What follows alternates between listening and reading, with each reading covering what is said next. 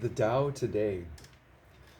There are no organized Taoist sects in China today, though it's possible that a few individuals still practice the way in private.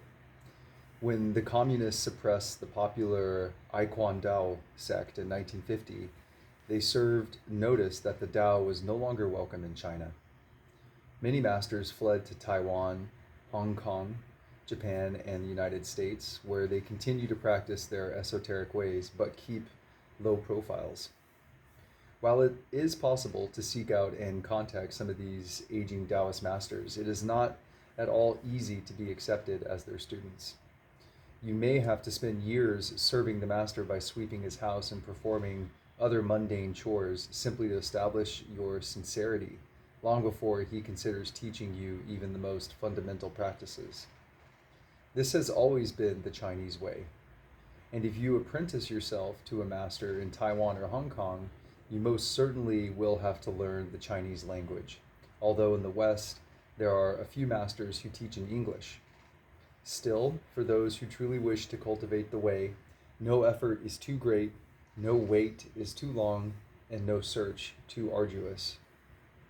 Indeed, you may well discover an accomplished Taoist master living in your city or neighborhood simply by broaching the subject with your Chinese laundryman, chatting up a waiter at your favorite Chinese restaurant, or hanging around parks, markets, herb shops, tea houses, and temples in any Chinatown in the world.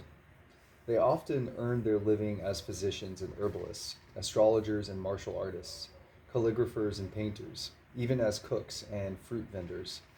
They generally practice their Taoist disciplines in private at odd hours of the day or night. If you look hard enough, you are bound to find a teacher, or perhaps he'll find you. In any case, a teacher is required only for the higher teachings, especially those dealing with spiritual development. The basics you can learn from this book.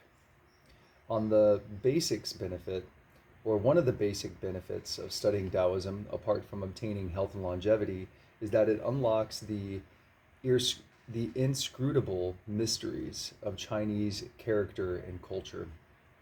The Tao runs like a golden thread throughout the fabric of Chinese culture.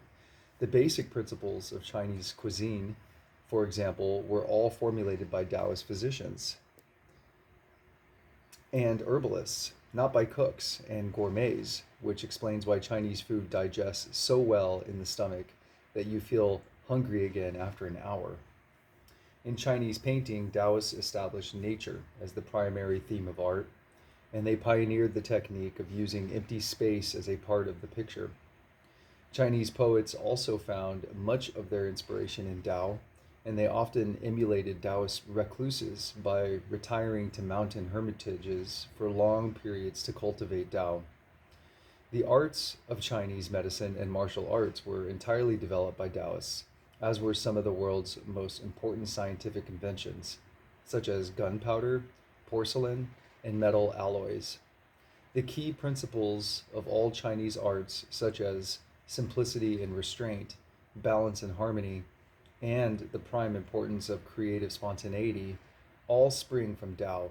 In fact, so deeply ingrained is the Tao in the Chinese soul that even the communist regime felt obligated to deal with Lao Tzu's thoughts by reinterpreting certain passages in the Tao Te Ching to justify their own ideology.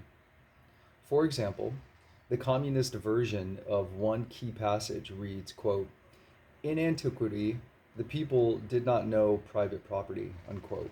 In another passage, quote, "The mysterious leveling," unquote, that occurs when unnecessary desires are eliminated through Tao has been revamped by communist ideologists as a call to dissolve feudal class distinctions. Lao Tzu had no axe to grind, no personal ambitions to realize, no gods to appease, and no time for nonsense. What he endeavored so successfully to convey in the charming verse of the Tao Te Ching was, quote, "dependent on nothing, unchanging, all-pervading, unflailing," or unfailing, unquote. The rich tradition of scientific and spiritual inquiry, which sprang from his words, provides ample testimony to the power of the way. The way is still there, as it always was, long before Lao Tzu, and always will be long after us. And its power is readily available to whomever makes the required effort to discover and cultivate it.